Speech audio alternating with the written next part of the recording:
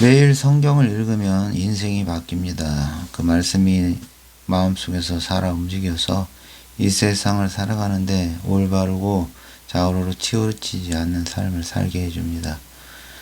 오늘도 성경 오해독 시작하겠습니다.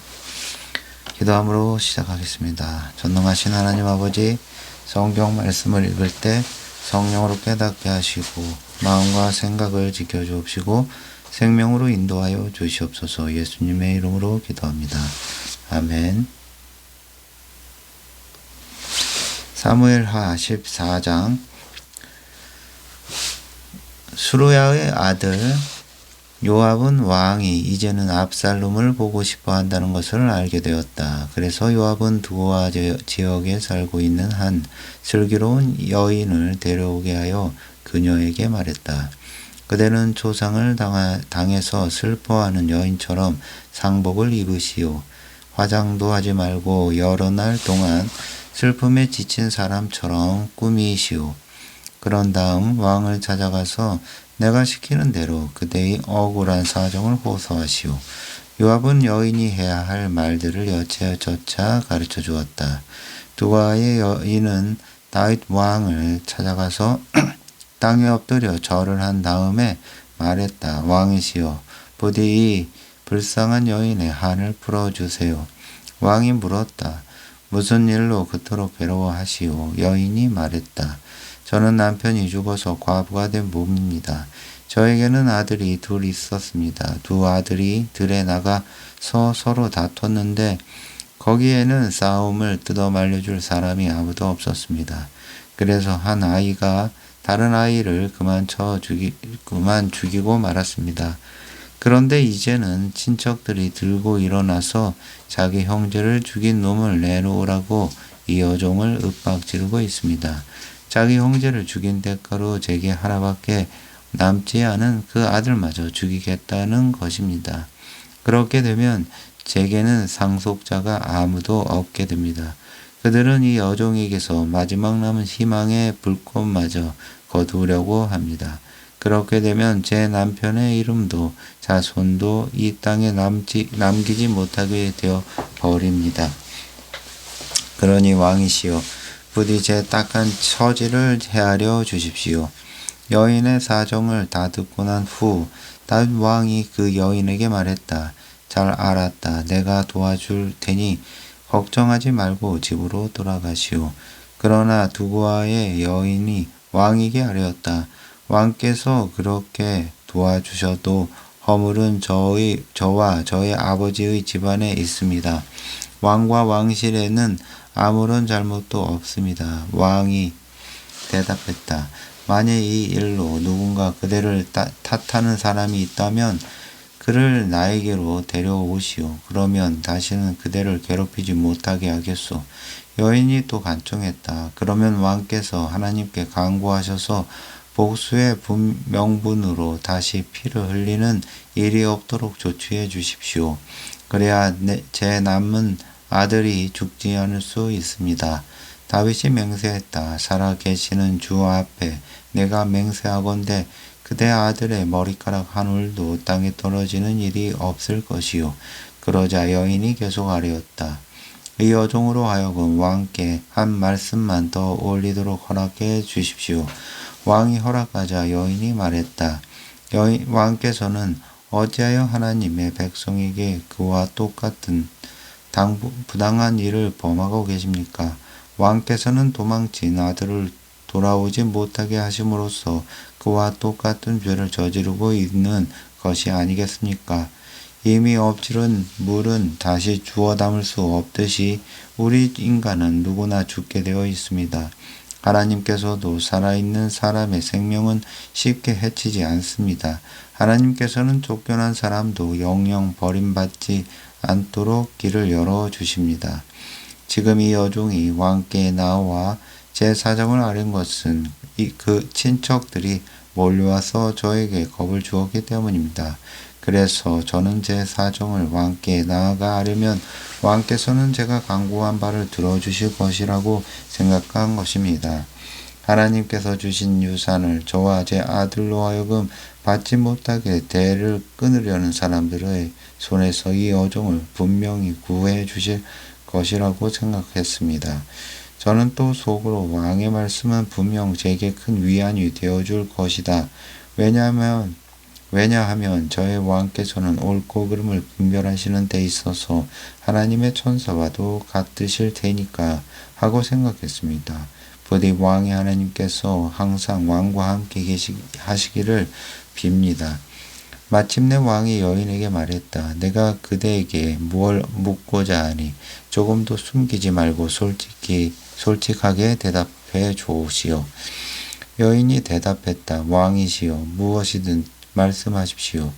왕이 물었다. 그대에게 이 모든 일을 시킨 것이 요압이요? 여인이 대답했다.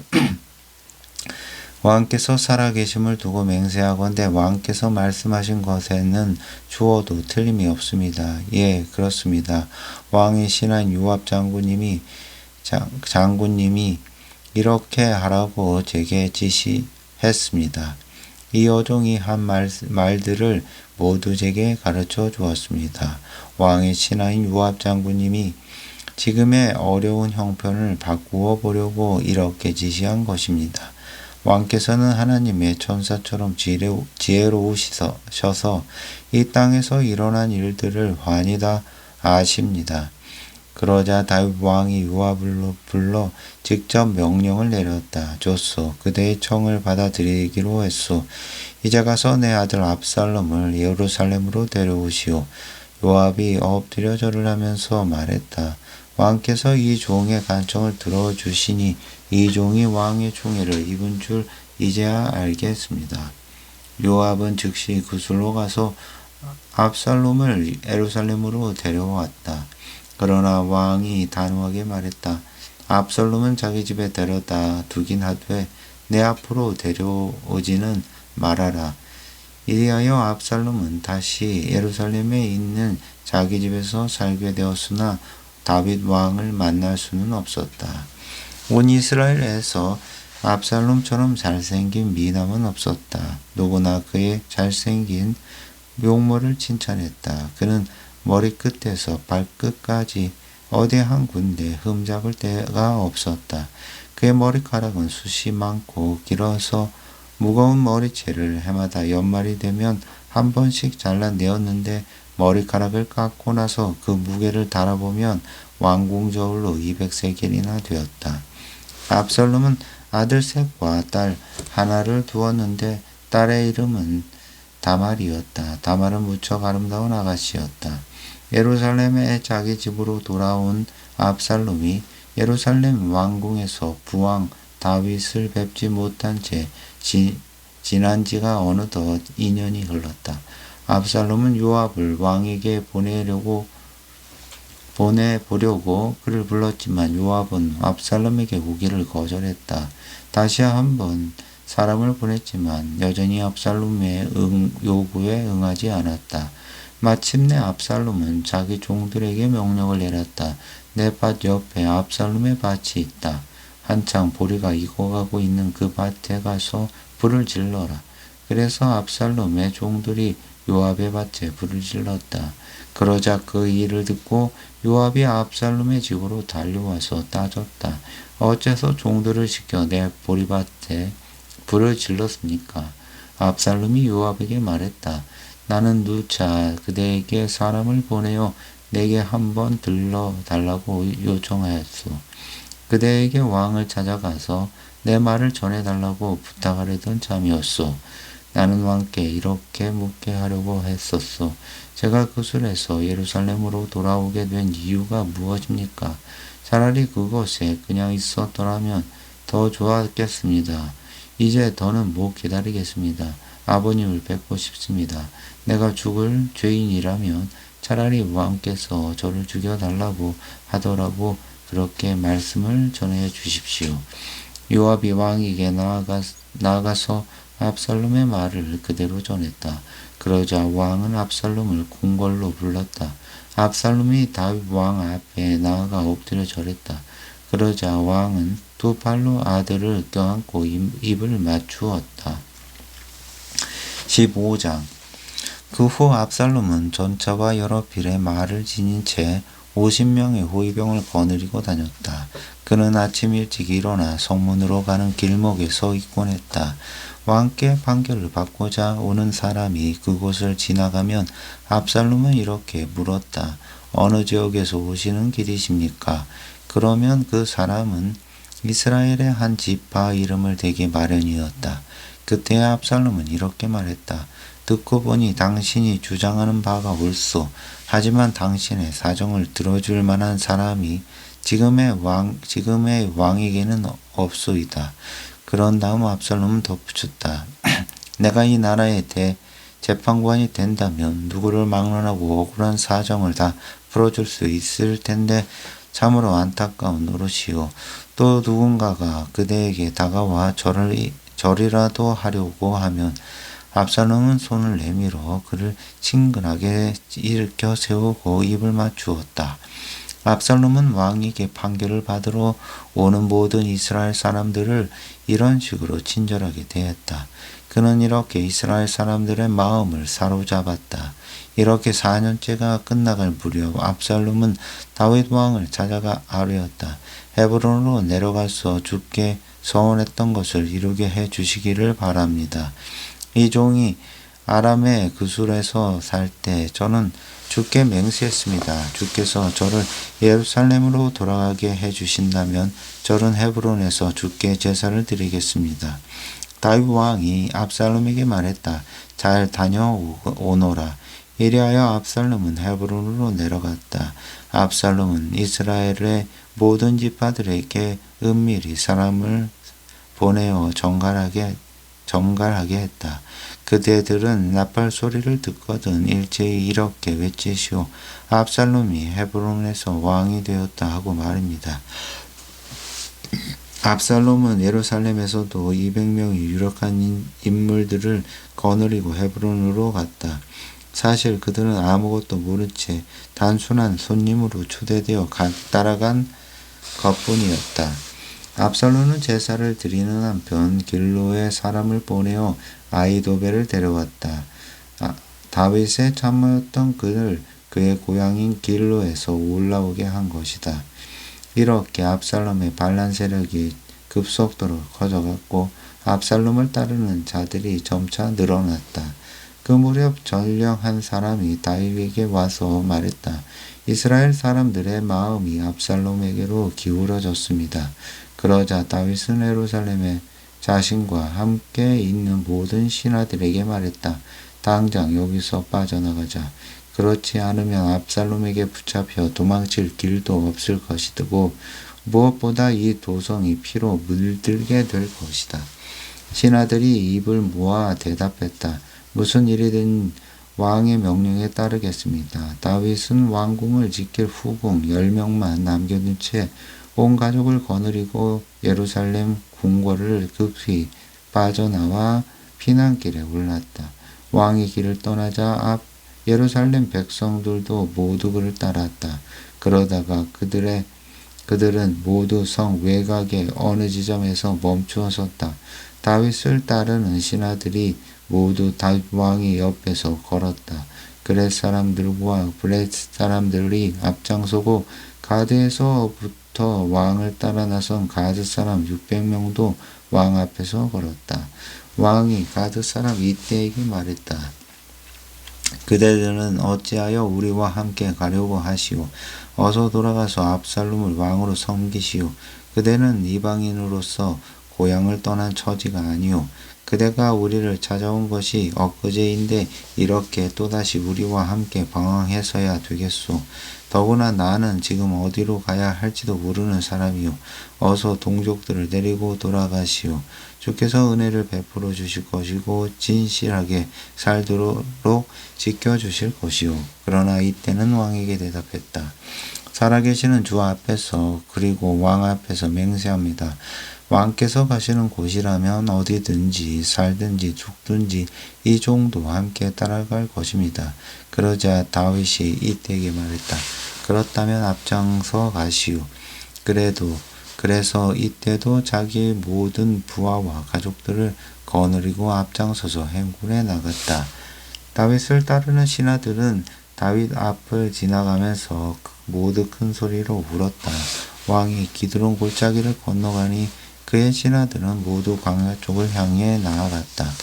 거기에는 제사장 사독도 있었다. 그들 레위 지파의 사람들은 하나님의 언약궤를 메고 있었다. 그들은 거기에다가 하나님의 궤를 내려놓았다. 제사장 아비아달도 올라와 모든 신하들이 성을 빠져나올 때까지 기다렸다. 왕이 사독에게 말했다. 하나님의 궤를 다시 도성 안으로 모셔가시오.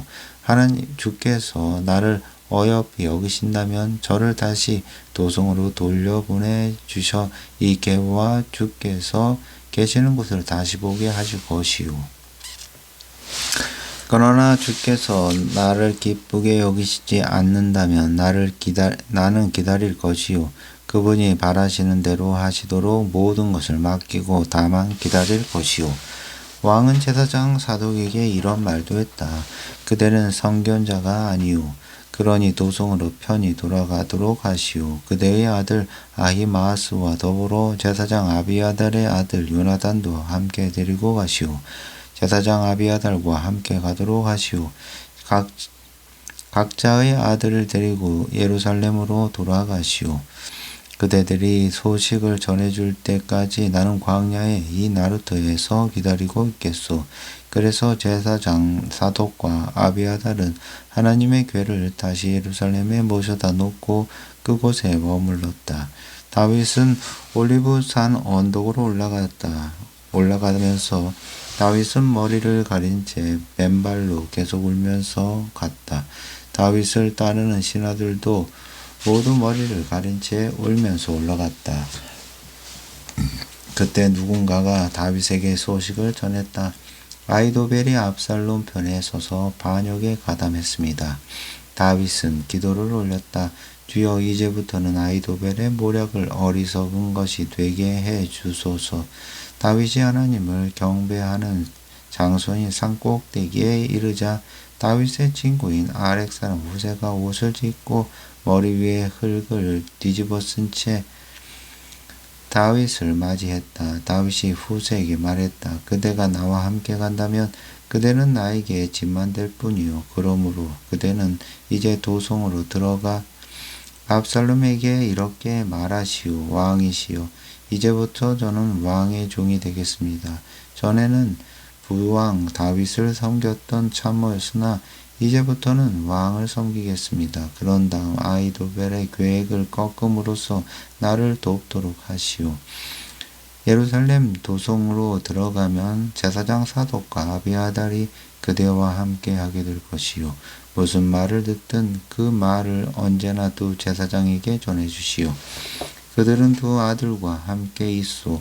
사독의 아들 아히마아스와 아비아달의 아들 요나단이 그들과 함께 있소. 그러니 무슨 말을 듣든지 그들을 보내 나에게 소식을 전해주시오. 이리하여 다윗의 친구 후세는 예루살렘으로 들어갔다. 압살롬이 예루살렘에 들어선 것과 거의 같은 시각이었다. 16장. 다윗이 산에서 내려가기 시작한 지 얼마 지나지 않아 무비보셋의 종이었던 시바가 나와서 왕을 기다리고 있었다. 그는 나귀 2마리에 안장을 얹고 빵 200덩이와 건포도 100봉지, 무화과로 만든 과자 100봉지, 포도주 1가죽 부대를 싣고 나왔다. 왕이 시바에게 물었다. 그대는 어찌하여 이런 것들을 가져왔느냐? 시바가 대답했다. 나귀 2마리는 왕의 가족이 타고 가시라고 가져왔고, 빵과 건포도와 과일은 왕의 신하들이 먹고, 포도주는 광야를 지나는 동안에 지친 사람이 있으면 마시라고 제가 정성껏 준비한 것입니다. 그러자 왕이 물었다. 그런데 내 주인의 손자인 모비보셋은 어디에 있느냐? 시바가 대답했다. 그분은 지금 예루살렘에서 마치 자기 세상에 온 듯 좋아하고 있습니다. 이스라엘 백성이 자기 할아버지 사울의 왕국을 자신에게 되돌려 줄 것이라고 믿고 있습니다. 그러자 왕이 시바에게 말했다. 이제부터 무비보셋에게 속한 것들은 모두 내 것이다. 그러자 시바가 다윗 왕에 엎드려 절을 하면서 말했다.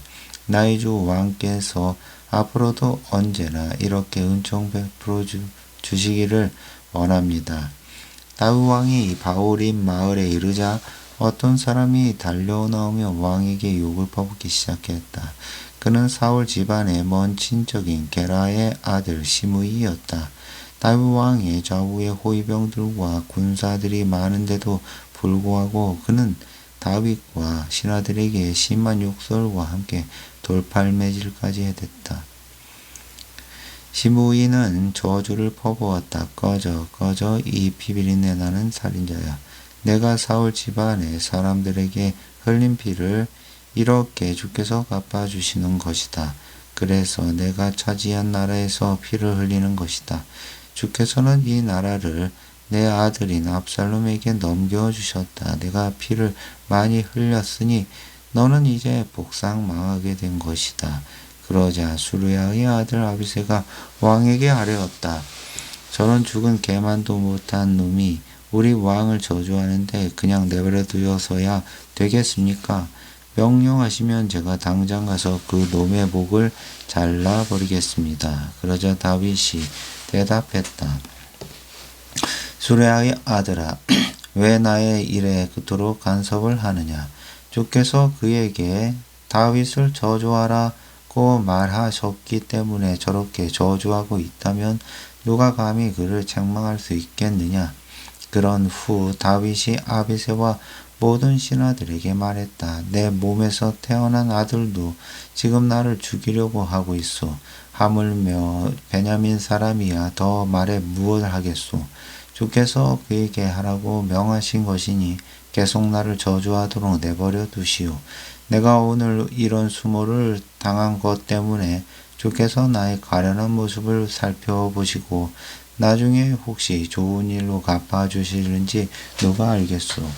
다윗과 신하들이 길을 따라 내려가는 동안에 시므이는 반대편 산 비탈을 따라 내려오면서 계속해서 돌을 던지고 흙먼지를 뿌리면서 저주하기를 그치지 않았다.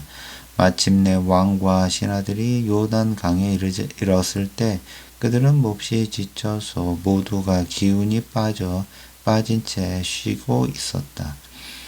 한편 압살롬은 자기를 따르는 이스라엘 사람들을 거느리고 예루살렘으로 입성했다. 아히도벨도 무리와 함께 들어갔다. 그때에 다윗의 친구인 후세가 압살롬에게 와서 말했다. 왕 만세, 왕 만세. 압살롬이 후세에게 물었다. 이것이 그대가 그대의 옛 친구에게 보여주는 무정이라는 것이요? 어째서 옛 친구를 따라 예루살렘을 떠나지 않았소? 후세가 압살롬에게 말했다. 제가 어떻게 그럴 수 있겠습니까? 저는 주께서 선택하시고 여러분들이 뽑으시고 온 이스라엘 백성들이 세운 분의 편입니다. 저는 그분과 함께 지낼 것입니다. 제가 누구를 섬겨야 하겠습니까? 부왕의 아들님을 섬기는 것이 당연하지 않겠습니까? 저는 부왕을 섬기던 마음으로 이제는 왕을 섬기겠습니다. 압살롬이 아히도벨에게 말했다. 그대의 보견을 말해 주시오. 이제 무리가 무슨 일부터 해야 하겠소. 아히도벨이 대답했다. 먼저 부왕 다윗이 이 왕궁을 지키도록 남겨둔 후궁들과 잠자리를 함께 하십시오.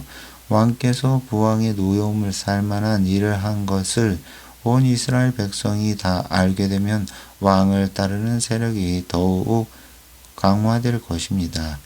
그리하여 압살롬의 잠자리를 위한 장막이 궁궐 옥상에 세워졌고 거기에서 압살롬은 온 백성이 보는 앞에서 부왕 다윗의 후궁들을 데리고 들어가 동침을 했다. 당시의 사람들은 아히도벨이 베푸는 계획들은 모두 하나님께서 주신 말씀과 같이 여겼다. 다윗도 그러했는데 이제는 압살롬도 아히도벨의 계획이라면 철석같이 믿었다. 17장 아히도벨이 압살롬에게 말했다. 제가 1만 2천 명의 용사를 뽑아서 오늘 밤 즉시 다윗을 쫓아가겠습니다. 그가 지쳐 있을 때 갑자기 공격하겠습니다. 그러면 다윗은 겁에 질려 부하들과 함께 도망칠 것입니다. 그때 제가 다윗만 잡아 죽이면 모든 게 끝납니다. 다른 사람들은 모두 왕의 편으로 끌어들이겠습니다. 한 사람만 죽이면 다른 사람은 모두 왕께 순순히 돌아올 것입니다. 다윗만 제거되면 온 나라가 평안해질 것입니다. 아히도벨이 내놓은 이 제안은 압살롬뿐만 아니라 이스라엘의 장로들에게도 좋게 여겨졌다. 그러나 압살롬이 말했다. 아렉 사람 후세도 불러다가 그의 의견도 한번 들어보도록 합시다. 후세가 들어오자 압살롬이 물었다. 아히도벨이 방금 한 가지 제안을 했어. 그대의 생각은 어떻소? 우리가 아히도벨의 제안에 따르는 것이 좋겠소? 아니면 다른 더 좋은 의견이 있으면 한번 말해보시오. 후세가 대답했다. 제 생각으론 아히도벨의 제안은 이번만큼은 좋지 않습니다. 왕의 부친과 그를 따르는 사람들이 어떤 자들인지는 왕께서 더 잘 아실 것입니다. 그 사람들은 모두 용사들로서 마치 새끼를 빼앗긴 야생곰처럼 무섭게 화가 나 있습니다.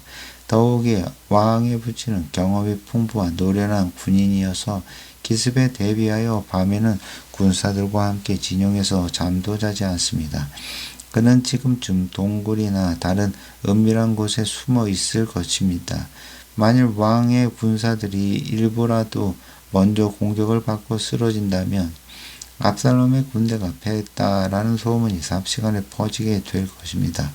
그러면 사자처럼 용맹스러운 군사들도 겁에 질려 버릴 것입니다. 왕의 부친이 용사요, 또한 그의 부하들도 용감한 군인들이라는 것은 온 이스라엘이 다 압니다. 그러므로 저의 의견은 이렇습니다. 먼저 북쪽의 단에서부터 남쪽의 브엘세바에 이르기까지 온 이스라엘에서 군사들을 불러 모으십시오. 그런 후에 해변의 모래알처럼 많은 군대를 이끌고 왕께서 친히 싸우러 나가십시오. 다윗이 있는 곳이면 어디서든 공격하여 온 대지에 내리는 아침 이슬처럼 그를 덮쳐 버리는 것입니다. 그러면 다윗은 물론이고 그의 부하들 중에서도 살아남을 사람이 아무도 없을 것입니다.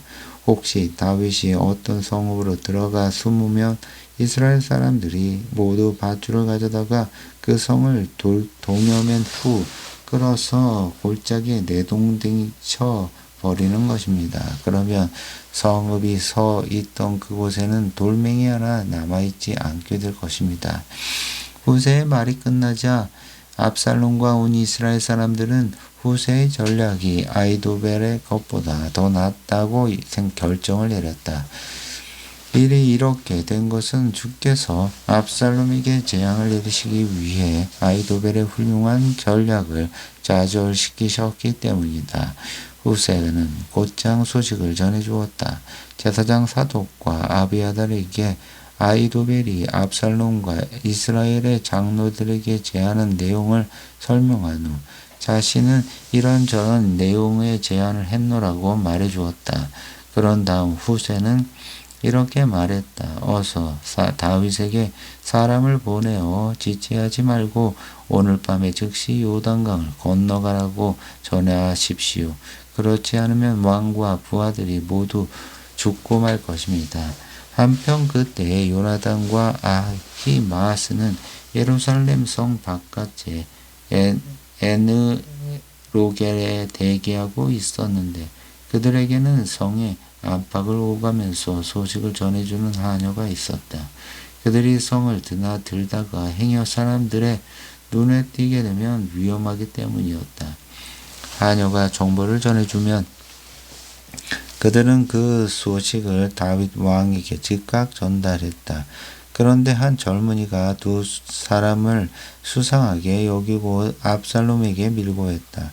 두 사람은 그 사실을 눈치채고 그것을 떠나 바울인 마을로 가서 여기 민가에 숨어 들었다. 때마침 그 집 마당에 우물이 있어서 그들은 우물 속으로 기어 내려가 숨었다.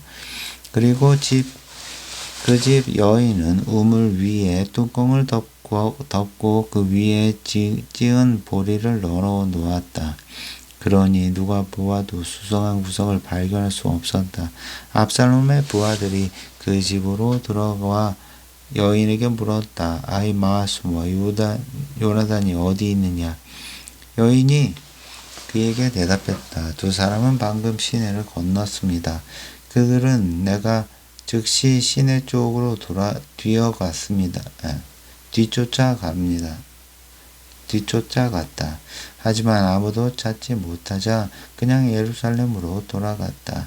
압살롬의 부하들이 사라지자 두 사람은 우물에서 나와서 다윗에게 달려가 소식을 전했다. 지금 즉시 요나단을 건너야 합니다. 아히도벨이 오늘 밤 안으로 기습해야 된다고 압살롬에게 조언했습니다.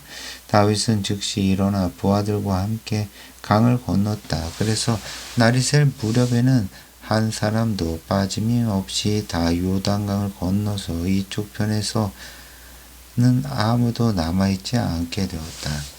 아히도벨은 자기 계략이 채택되지 않자 나귀의 안장을 먼저 타고 고향으로 돌아갔다. 그런 후 집안일을 정리하고 스스로 목을 메어 죽었다. 그는 죽어서 자기 아버지의 무덤에 묻혔다.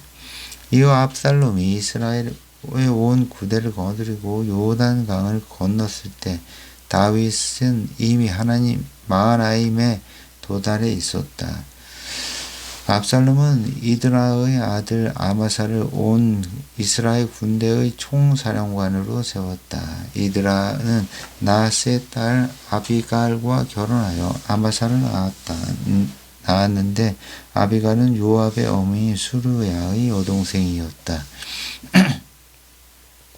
압살롬은 예루살렘 온 군사들을 거느리고 길앗 지역에 진을 쳤다. 다윗이 마하나임에 도착하자 암몬 사람들의 도성 라빠에서는 나하스의 아들 소비가 찾아왔다. 로델발에서는 암미엘의 아들 마길이 찾아왔다. 또 로글림에서는 길르앗 사람 바르실레가 찾아왔다. 그들은 담요와 접시와 냄비를 비롯하여 밀과 보리, 밀가루와 복식곡식, 콩과 팥, 22가지 꿀과 버섯, 양고기와 치즈 등을 대량으로 가져왔고 피난길에 오르는 다윗과 그의 부하들이 광야에서 굶주리고 목마르며 지쳐 있을 거라고 생각했기 때문이다. 다윗은 자기를 따라온 군사들을 점검하면서 전부장들과 백부장들을 임명했다. 다윗은 자기의 부대를 크게 셋으로 나눈 후 첫째 부대는 요압에게, 둘째 부대는 스루야의 아들 이후 요압의 아우인 아비스에게, 셋째 부대는 가드 사람 이때에게 각각 맡겼다. 그런 다음에 부대를 향해 다윗이 말했다. 이번 싸움에는 내가 몸소 여러분들과 함께 출전하겠소. 그러자 모든 사람들이 외쳤다. 안 됩니다. 그러시면 절대 안 됩니다. 저희들이 싸움에서 져서 도망친다 해도 적들은 그것을 대단하게 여기지 않을 것입니다. 그러나 왕께서는 저희 10,000명보다도 훨씬 더 소중합니다. 그러므로 왕께서는 성 안에 계시면서 저희를 지원하시는 것이 훨씬 낫습니다. 그러자 다윗이 대답했다. 그러하다면 여러분들의 뜻에 따르도록 하겠소. 그러면서 다윗이 성문 곁에 서자 모든 군사들이 100명 혹은 1000명 단위로 행군에 나아갔다. 그때 다윗은 군대를 지휘하는 요압과 아비새와 이때에게 특별히 명령했다. 그대들은 나를 보아서라도 어린 압살롬은 너그럽게 대해주시오. 이처럼 왕이 압살롬에 대해 군 지휘관들에게 특별히 당부하는 말은 다윗의 군사들이 모두 들었다. 다울의 군대가 마침내 이스라엘 군대를 향해 나아갔으니 에브라임 숲에서 치열한 전투가 시작되었다. 거기에서 다윗의 군사들이 이스라엘 군사들을 크게 무찔렀다. 그날에 이스라엘 군사들 중 전사자가 2만 명에 이르렀다. 숲에서 싸움이 숲속 전체로 번져나가면서 칼에 찔려서 죽은 자들보다 숲속에서 늪과 구렁둥이에 빠져 목숨을 잃는 자가 더 많았다. 그때 압살롬이 다윗의 부하들과 마주치게 되었다. 압살롬은 모세를 타고 달려가고 있었는데 그의 노새가 상수리 나무의 아래를 지날 때 나뭇가지에 압살롬의 긴 머리채가 심감기고 말았다.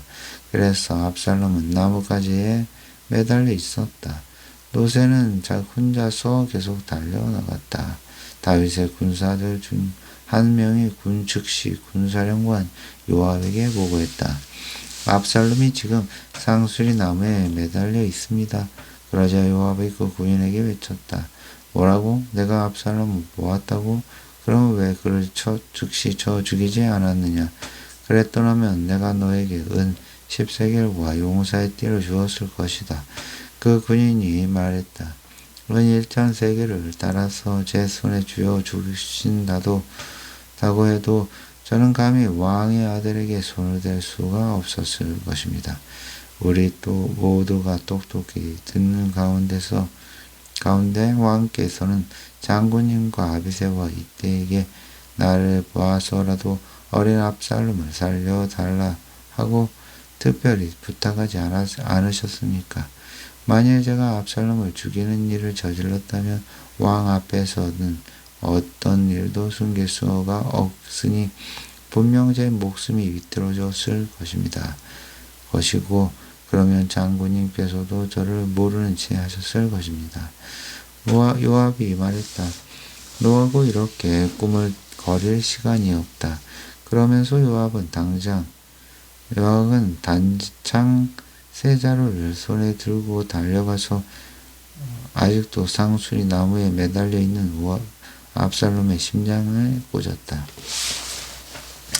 그러자 압살롬의 무기를 들고 다니던 젊은 군사 10명이 곧장 뒤따라와 압살롬을 둘러싼 채 그를 쳐 죽였다. 그런 다음 요압이 나팔을 불어 전쟁을 그치라는 신호를 보내자 이스라엘 군사들을 뒤쫓던 다윗의 군대는 모두 추격을 멈추었다. 요압의 군사들은 압살롬의 시체를 들어다가 숲속의 큰 구덩이에 던져놓고 그 위로 커다란 돌무더기를 쌓았다. 압살롬은 생전에 왕의 골짜기에 자기 기념비를 미리 세워두었다. 자기 이름을 기억해 줄 아들이 아무도 없음을 탄식하다가 스스로 기념비를 세운 것이다. 그가 자기 이름을 따서 세운 그 기념비는 오늘날까지 압살롬의 기념비라고 불린다. 대제사장 사독의 아들 아히마아스가 군사령관 요압에게 말했다. 제가 당장 왕에게로 달려가서 주께서 원수들의 손에서 왕을 구원해 주셨습니다 하고 소식을 전하겠습니다. 그러자 요압이 그에게 말했다. 안 된다. 오늘은 내가 소식을 전하러 가지 말라. 다른 때라도 몰라도 오늘은 절대로 안 된다. 왕의 아들이 죽었기 때문이다. 요압은 어떤 구스 사람을 불러 말했다. 내가 가도록 하라. 가서 다윗 왕께 내가 본 대로 말씀을 드려라. 그 구스 사람은 요압에게 엎드려 절을 하고 즉시 달려갔다. 그러자 사독의 아들 아히마아스가 요압에게 말했다. 무슨 일을 당해도 좋으니 저 구스 사람을 뒤따라가게 허락해 주십시오. 그러나 요압은 여전히 그를 말렸다. 아히마아스야, 왜 그렇게 나서고 싶어 하느냐. 이번 일은 아무리 잘 전한다 해도 어떤 보상도 돌아올 것이 없다. 그래도 아히마아스가 말했다. 무슨 일을 당해도 좋으니 저를 보내주십시오. 요압이 하는 수 없이 허락하자 아히마아스는 요단 골짜기를 지나는 길로 힘껏 달려서 구스 사람을 앞질러 갔다. 한편 그때 다윗은 바깥 성문과 안성문 사이에 앉아 있었고 바수꾼은 성문의 지붕 위에 설치한 전방대에 먼 곳까지 내려다보고 있었다. 그때 바수꾼은 어떤 사람이 혼자서 급히 달려오고 있는 것을 보았다. 바수꾼이 왕에게 큰 소리로 그 사실을 보고했다. 왕이 말했다. 혼자서 달려오고 있다면 틀림없이 좋은 소식을 가지고 오고 있을 것이다. 그 사람은 점점 더 성문을 향해 가까이 다가오고 있었다. 그런데 바수꾼은 멀리서 또 한 사람이 달려오고 있는 것을 보고는 문지기에게 큰 소리로 말했다. 또 한 사람이 달려온다. 그러자 왕이 말했다. 그 자도 좋은 소식을 가져오는 것이 분명하다. 바수꾼이 말했다. 앞서 달려오는 자는 대제사장 사독의 아들 아히마아스인 것 같습니다. 왕이 대답했다. 그는 좋은 사람이니 분명 좋은 소식을 가져올 것이다. 마침내 아히마아스가 왕에게 외쳤다. 모든 일이 잘 되었습니다. 그는 왕 앞으로 달려와 엎드려 절을 올린 다음 말했습니다. 왕의 하나님 주께 찬양을 드립니다. 하나님께서는 왕을 반역한 자들을 왕의 손에 넘겨주셨습니다. 왕이 그에게 물었다. 어린 압살롬은 어떻게 되었느냐? 그는 다치지 않았느냐? 아히마아스가 대답했다. 요압 장군이 이 종을 보낼 때 큰 소동이 일어난 것을 보았습니다. 그러나 무슨 일인지는 알 수 없었습니다. 그러자 왕이 말했다. 그대는 물러나 내 곁에 서서 기다리고 있어라. 그때 구스 사람이 도착하여 왕에게 아뢰었다. 왕이시여 기쁜 소식을 가져왔습니다. 주께서 오늘 왕께 반역하여 일어서 무리들을 물러쳐서 모두 없애주셨습니다. 다윗이 구스 사람에게 급히 물었다. 어린 압살롬은 어떻게 되었느냐? 구스 사람이 대답했다. 왕께 대항하여 일어서는 모든 원수들은 압살롬과 똑같은 일을 당해야 마땅할 것입니다. 그 말을 듣고 다윗 왕은 마음이 찢어지는 것 같은 큰 충격을 받았다. 그는 성문 위의 다락방으로 올라가 큰 소리로 울부짖었다. 아, 내 아들 압살롬아, 내 아들 압살롬아, 너 대신에 차라리 내가 죽었더라면 좋았을 것을. 압살롬아, 내 아들. 19장. 누군가가 요압에게 소식을 전했다. 압살롬이 죽은 일로 지금 왕께서 크게 통곡하고 계십니다. 왕이 자기 아들을 잃고 크게 슬퍼한다는 소식이 모든 군사들에게 알려지자 승리의 기쁨은 일순간 사라지고 어느새 비통한 분위기로 바뀌어버렸다. 다윗의 군사들은 마치 싸움터에서 도망치는 사람들처럼 부끄러운 기색이 되어 슬그머니 성 안으로 들어갔다. 다윗 왕은 얼굴을 감싸준 채 계속 울부짖었다. 아, 내 아들 압살롬아, 내 아들 압살롬아. 마침내 군사령관 요압이 왕을 찾아가 말했다. 오늘 저희가 목숨을 걸고 힘껏 싸워 왕과 왕의 아들, 딸들과 왕비와 후궁들의 목숨을 구해드렸습니다. 그런데도 왕께서는 모든 사람들을 오히려 부끄럽게 만들어 버리셨습니다. 왕께서는 왕을 사랑하는 사람들보다 왕을 미워하는 무리들을 더 사랑하십니다. 왕께서는 저희 신하들이나 군사들은 왕께 아무것도 아니라는 사실을 오늘 잘 보여주셨습니다. 그렇다면 압살롬이 아직도 살아있고 저희들이 모두 죽었더라면 왕께서 더 기뻐하셨겠습니다. 왕이시여, 이제 진정하시고 왕의 사람들을 인정하고 오늘의 승리를 취하해 주십시오. 만일 왕께서 지금 그들을 격려해 주시지 않는다면 오늘 밤 안으로 모두가 뿔뿔이 달아나서 왕 곁에는 아무도 남아있지 않을 것입니다. 그러면 왕께서 젊은 시절부터 지금까지 당한 그 어떠한 환난보다도 더 혹독한 어려움을 당하게 되실 것입니다. 그러자 다윗 왕은 정신을 차리고 자리에서 일어나 성문에 나와 앉았다. 왕께서 성문에 나와 앉아 계신다는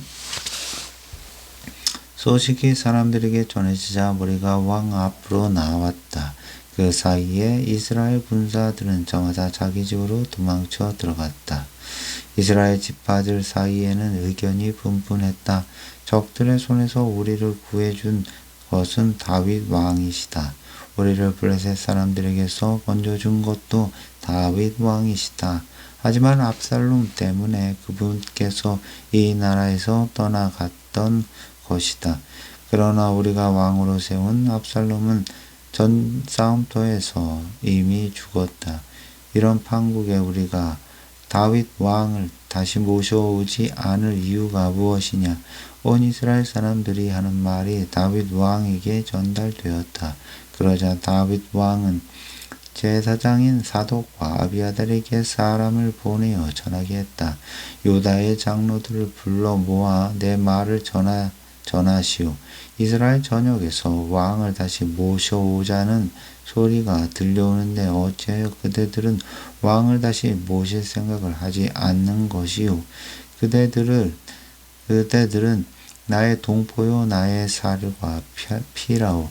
그런데 왜 왕을 예루살렘 왕궁으로 돌아오게 하는 일에 꼴찌가 되려고 하는 것이요. 압살롬 군사의 총사령관인 아마사에게는 이렇게 전하시오. 장군은 나와 구별육이 아니오. 이제부터 나는 요압 대신에 장군을 총사령관으로 삼겠소. 그렇게 하지 않는다면 하나님께서 나에게 벌을 내리실 것이요. 이로써 다윗은 유다 사람들의 마음을 마치 한 사람의 마음처럼 사로잡았다. 그들은 왕에게 전가를 보내봤다. 왕께서는 부하들을 모두 거느리고 다시 예루살렘 왕궁으로 돌아오소서. 다윗은 모든 신하들과 함께 즉시 길을 떠나 요단 강가에 이르렀다. 그러자 유다 사람들이 왕을 맞이하여 요단강을 건너게 해드리려고 길갈에 와서 기다리고 있었다. 베냐민 지파 사람인 게라의 아들 시므이도 왕을 맞이하려고 바울린 마을에서 내려와 있었다. 베냐민 사람들 1,000명이 시므이와 함께 와 있었고 사울 집안의 정직이었던 시바도 나와 있었다. 시바는 아들 15명과 종 20명을 데리고 있었다. 그들은 요단강을 건너와 왕을 기다리고 있다가 맞이했다. 그들은 왕의 가족을 건네주고 그들의 시중을 들어주려고 앞서 요단강을 건넜다. 게라의 아들 시므이도 요단강을 건너 다윗 왕 앞에 나아가 엎드려 절을 하면서 말했다. 나의 주 왕이시여, 이번에 이 종의 허물을 마음에 담아주지 말아 주십시오. 왕께서 예루살렘을 떠나시던 날 이 종이 저지른 잘못을 기억하지 마시고 왕의 마음에서 몰아내어 주소서. 그날 이 종은 큰 죄를 지었습니다. 제가 잘 알고 있습니다. 그렇기 때문에 오늘 제가 요셉 지파의 모든 사람들 가운데 가장 먼저 왕을 맞이러 나왔습니다. 이때 수레아의 아들 아비새가 끼어들었다. 왕이시여, 시므이는 죽어야 마땅합니다. 저자는 주께서 기름 부어 세우신 왕을 저주했습니다. 다윗이 대답했다. 수레아의 아들들은 들어라. 너희는 왜 내 일에 간섭하고 나서느냐? 너희가 왜 나의 대적이 되려고 하느냐? 내가 오늘에야 비로소 온 이스라엘의 왕이 되었는데 오늘 같은 날에 이스라엘에서 사람을 죽게 해서내야 되겠느냐? 그런 후 다윗이 시므이에게 말했다. 그대는 처형당하지는 않을 것이요. 그러면서 다윗은 맹세까지 했다. 그때 사울의 손자 무비보셋도 다윗 왕을 맞으러 요단강을 건너왔다. 그는 다윗이 예루살렘을 떠난 날부터 다시 돌아온 그날까지 발도 씻지 않고 수염도 깎지 않고 의복도 갈아입지 않았다. 그가 예루살렘에서 왕을 맞으러 나오자 왕이 물었다. 무비보셋이요, 그대는 왜 나와 함께 예루살렘을 떠나지 않았소? 그가 대답했다. 나의 주 왕이시오, 이 종은 다리를 절기 때문에 나귀를 타고 왕을 따라가려고 제 나귀의 안장을 얹으라고 말했지만 나의 종 시바가 저를 속이고 배신했습니다. 또한 그 자는 이 종에 대해 왕께 무함까지 왕께서는 하나님의 천사와 분이시니 왕께서 좋게 여기시는 대로 제게 처분하십시오. 제 아버지의 온 집안 사람들은 왕 앞에서 죽어 마땅한데도 왕께서는 이 종을 왕의 식탁에서 함께 먹을 수 있도록 허락해 주셨습니다. 이제 제게 또 무슨 염치가 남아 있어서 왕께 은총을 베풀어 달라고 말할 수 있겠습니까? 왕이 무비보셋에게 말했다. 왜 그 이야기를 또 하시오? 알겠소. 이제 내가 명령하니 그대는 그대의 종 시바와 절반씩 밭을 나누어 가지도록 하시오. 그러자 무비보셋이 왕에게 아뢰었다. 그가 모두 차지하게 하십시오. 왕께서 이처럼 다시 안전하게 돌아오셨으니 저는 더 이상 바랄 게 없습니다.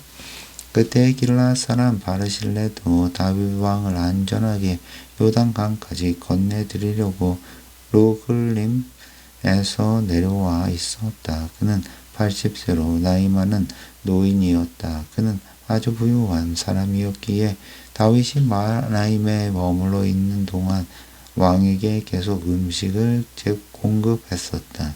왕이 바르실레에게 말했다. 나와 함께 요단강을 건너 가십시다. 그리고 예루살렘에서 나와 함께 사시지요. 이제는 내가 잘 대접하겠습니다. 그러나 바르실레는 이렇게 대답했다. 제가 얼마나 더 살겠다고 왕과 함께 예루살렘으로 가겠습니까? 저는 이제 나이가 80세입니다. 이 나이에 무엇이 좋고 무엇이 나쁜지를 제대로 분간할 수 있겠습니까? 아무리 좋은 것을 먹고 또 마신들 그 맛을 제가 어찌 알겠습니까? 젊은 남녀가 아름다운 노래를 부를 듯 제가 어찌 들을 수 있겠습니까? 그러함으로 저는 왕께 짐만 될 뿐입니다. 저는 단지 왕을 모시고 요단강을 건네 드리려는 것뿐인데 어찌하여 제게 그토록 풍성한 보상을 하려 하십니까? 부디 이 종을 고향 마을로 돌아가게 하시오. 제 아버지와 어머니의 무덤 곁에서 죽게 해 주십시오. 대신에 여기에 제 아들 기맘이 있사오니 그로 하여금 왕을 따라가서 섬기게 하시고 왕께서 원하시는 대로 그에게 일을 시켜 주시기 바랍니다. 왕이 대답했다. 알겠소? 그러면 내가 기맘을 데리고 가서 노인께서 원하시는 대로 하지요. 지금 노인께서 원하시는 것이 있으시면 나한테 모두 말씀해 보세요.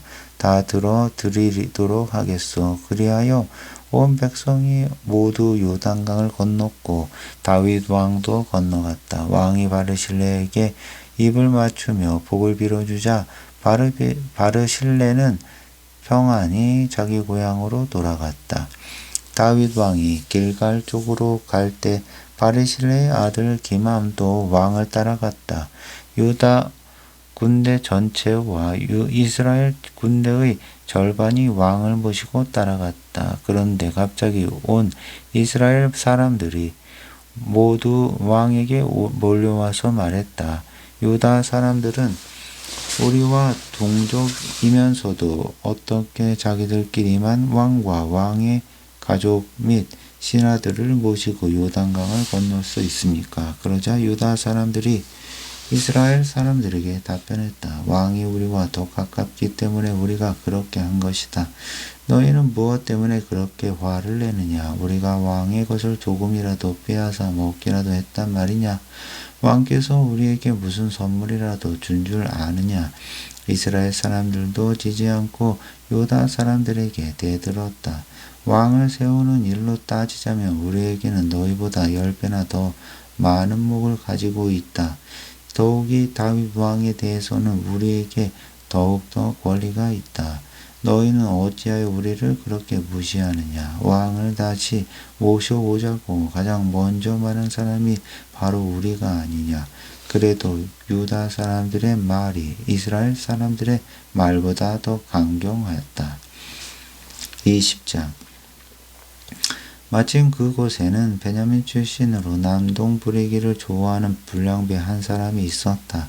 비그리의 아들 세바였다. 그가 갑자기 나팔을 불며 외쳤다. 우리가 다윗과 무슨 상관이 있느냐? 이새의 아들에게서 우리가 받을 목은 아무것도 없다. 이스라엘 사람들이라 다 걷어치우고 모두 집으로 돌아가자. 그러자 이스라엘 사람들이 모두 다윗을 버리고 비그리의 아들 세바를 따라갔다. 그러나 유다 사람들은 요단강에서 예루살렘까지 계속해서 다윗 왕을 따라갔다. 예루살렘 왕궁으로 돌아온 다윗은 왕궁을 지키라고 남겨두었던 10명의 후궁들을 별실에 가두고 감시하게 했다. 다윗은 그녀들에게 먹을 것을 가져다 주게 했지만 더 이상 잠자리를 함께 하지는 않았다. 그래서 그 후궁들은 죽는 날까지 생과부로 지내야 했다. 그 후에 다윗 왕이 아마사에게 말했다. 그대는 다윗의 모든 장정들을 사흘 안으로 소집하고 나에게 와서 보고하시오. 아마사가 유다 사람들을 모으러 나갔지만 왕이 그에게 정해준 기한을 지키지 못했다. 그래서 다윗은 아비새에게 명령했다. 이제는 비그리의 아들 세바가 압살롬보다 더욱 위험한 존재가 될 것이요. 그러므로 그대는 부하들을 데리고 당장 세바의 무리를 추격하시오. 그들이 요새화 된 성읍에 숨어버리면 우리가 찾지 못하게 될까봐 염려스럽소. 그리하여 요압의 부하들과 그렛 사람과 블렛 사람 그리고 모든 용사들이 아비새의 지휘하에 출동했다. 그들은 예루살렘을 출발하여 비그리의 아들 세바를 추격하기 시작했다. 그들이 기브온에 있는 큰 바위에 이르렀을 때 아마사가 그들 앞으로 다가왔다. 그때 요압은 군복을 입고 허리띠를 메고 있었는데 거기에는 단도가 든 칼집이 달려 있었다. 요압이 앞으로 걸음을 내딜 때 칼이 칼집에서 조금 빠져나와 있었다. 요압은 아마사에게 친근하게 말했다. 형님 편안하시오. 그러면서 요압은 오른손으로 그의 턱수염을 붙잡고 입을 맞추었다. 그와 동시에 요압은 왼손으로 칼을 빼어 잡았지만 아마사는 전혀 눈치채지 못했다. 요압이 단도로 아마사의 배를 깊이 찌르자 창자가 땅바닥에 쏟아졌다. 2번 다시 칼로 쓸 필요도 없이 아마사는 그 자리에 거꾸러져 죽었다. 그런 다음 요압은 자기 동생 아비새와 함께 비그리의 아들 세바를 뒤쫓기 시작했다. 그러자 요압의 부하 중 한 사람이 아마사의 시체 곁에 서서 이렇게 외쳤다. 요압을 지지하고 다윗 왕 편에 설 사람은 누구든지 요압 장군을 따르시오. 아마사가 길바닥 한가운데 피투성이가 되어 쓰러져 있었기 때문에 지나가는 군사들은 모두 주저하며 멈추어 섰다. 그래서 요압의 부하가 아마사의 시체를 길에서 끌어다가 들판으로 지어 놓았다. 그런데도 군사들이 그곳을 쳐다보며 멈추어 서자 요압의 부하는 겉옷으로 아마사의 시체를 덮어 두었다. 아마사의 시체가 큰 길에서 치워지자 모든 군사들은 더 이상 지체하지 않고 요압을 따라 세바를 잡으러 갔다. 세바는